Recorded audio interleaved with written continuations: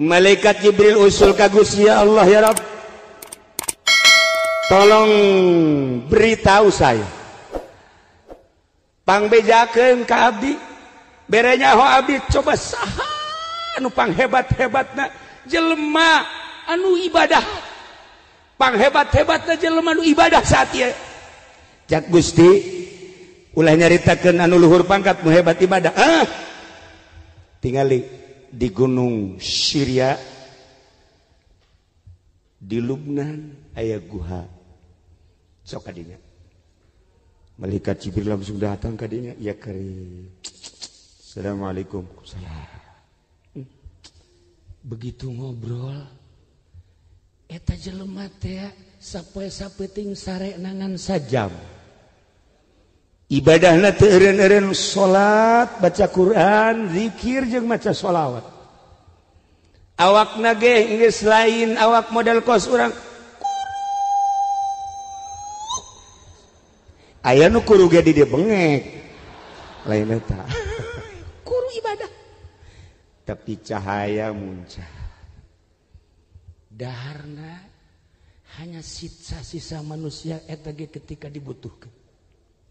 Malaikat Jibril gode kepala, Masya Allah. Geus teh hayangin nya nama milu raramean. Geus teh hayangin nya nama ningali alam dunia hiji bae nu ditingali teh akhirat. Malaikat Jibril kagum.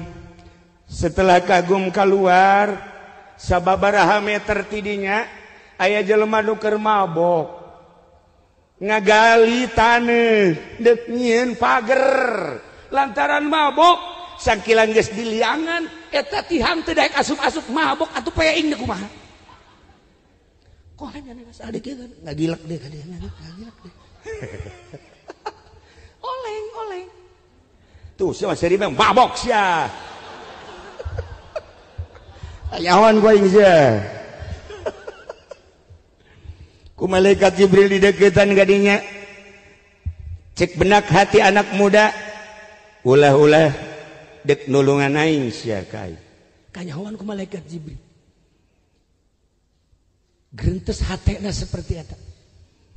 Langsung malaikat Jibril ngadeketan, kunyana diomong, "Hei manusia, lamun maneh manusia. Hei malaikat, mun anjeun malaikat. Ulah coba-coba nulungan ka ulah. Ulah mah hiji bae minta tulung. Allah." Cek malaikat Jibril nu mabok kieu. Heran ieu mah. Langsung jada bebeja, ieu Jibril utusan Allah, tidak mau tahu. Sekalipun Jibril lamun deuk nulungan kula teu bisa. Ieu Jibril Allah. Masya Allah. Isi mabok kieu.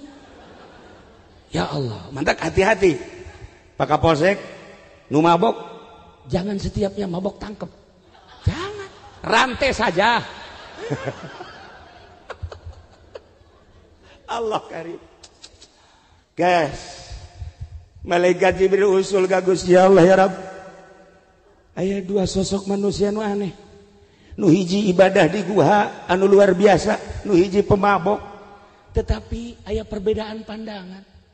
Ya Allah ya Rabb, nu mana nu sabenerna nu istimewa menurut anjeun ya Rabb? Lamun dicaritakeun mah panjang cek Pangeran Jibril. Bejakeun kanu di guha nyana meureun ibadah teh hayang kapanggih jeung kaula.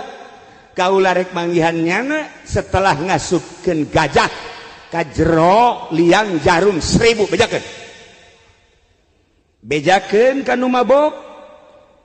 Janjana ge ngomongna ka aing bae sanajan mabok ge. Teu salat ge nyana ngomong Allah mah teleb. Sial tanu mabok.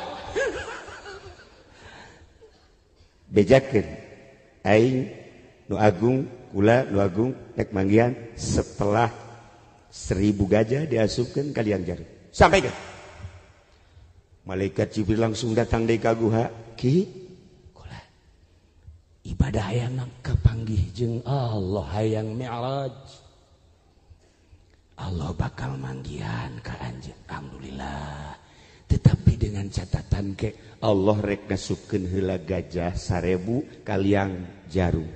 Oh, tama bahasa bahwa Allah moal datang berarti kain geus aing mah ibadah geus geusan ku ari mah aing dek ka kota dek mabok ku ari mah dibalik Haji Jamal teh modelna.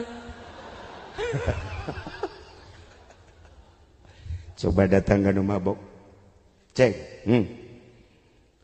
Allah bakal manggihan ka Aceng sebab Aceng ngomongna embung dibantuan ku makhluk hiji bae Allah bisa teu bisa ka Allah Allah bakal manggihan iraha deuk manggihan anak ke lamun Allah geus gasupkeun gajah 1000 kaliang jarum mantap ceknya anak Allah mantep kudu ngasupkeun kaliang jarum 1000 iraha bae ge sekat antara kula jeung Allah Allah jeung kula iraha bae barang penting jam sabaraha bae bohong tawa bahaka sakitu mah ya Allah ya Rabb ngalayang ka luhur langit mantak nu mabok sing hade ye asal ulah mabok korupsi bae bajingan tah maksudna.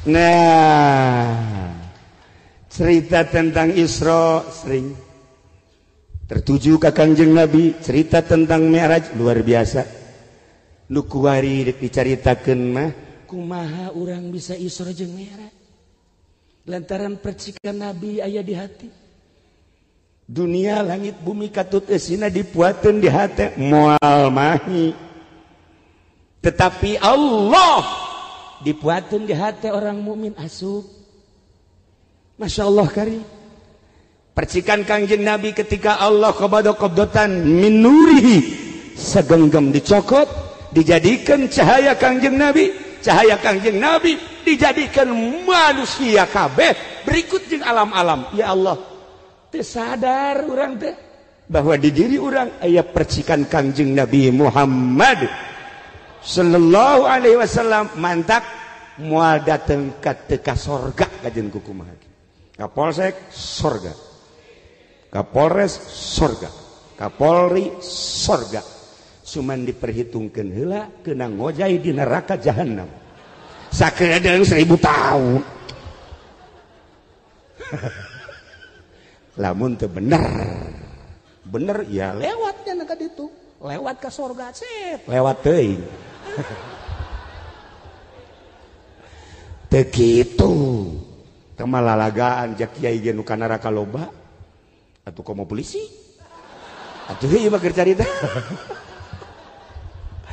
ya Allah ya Rabb lain urang anu menghukumi masuk surga jeung neraka Allah nu bogana hanya cerita Allah nu bogana maka manusia yang paling hebat Kangjeng urang penerusna paling istimewa kumaha setiap bertemu dengan seseorang ulah suuzon sebab naon aya percikan ilahi kesalahanna hanya dirina ketika urang kapanggih jeung pejabat baju kebesaran dipake di jero dadana aya percikan ilahi jeung percikan Kangjeng Masya Allah urang bisa pelukan sama-sama aya percikan adapun baju beda baju beda langkah ke di akhirat nanti beda tempat wallahu a'lam tuh saya maju seri bae ya jelas mah aya percikan urang kapanggih jeung kiai apalagi nya nama sering zikir sering baca Quran sama-sama aya percikan ilahi aya percikan Kangjeng Nabi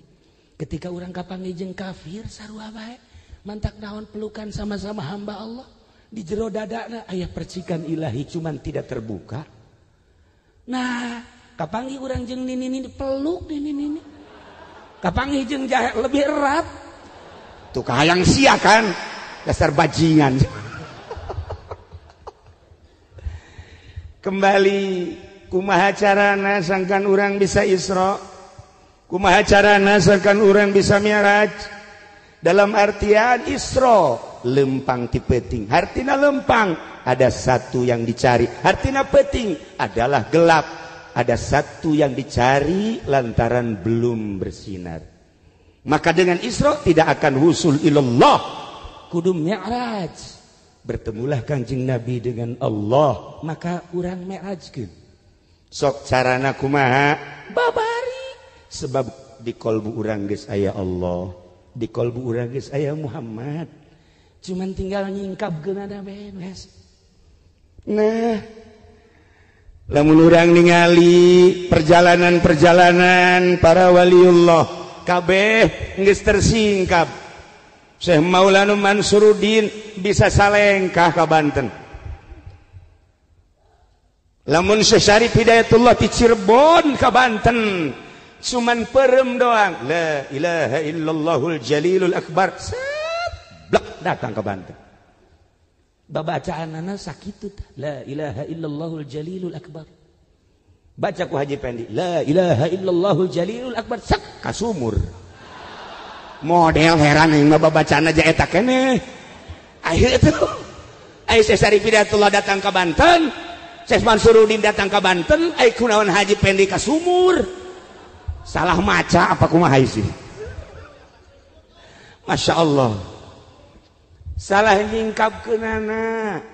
Hareupna ji, hareupna nu disingkapkeun.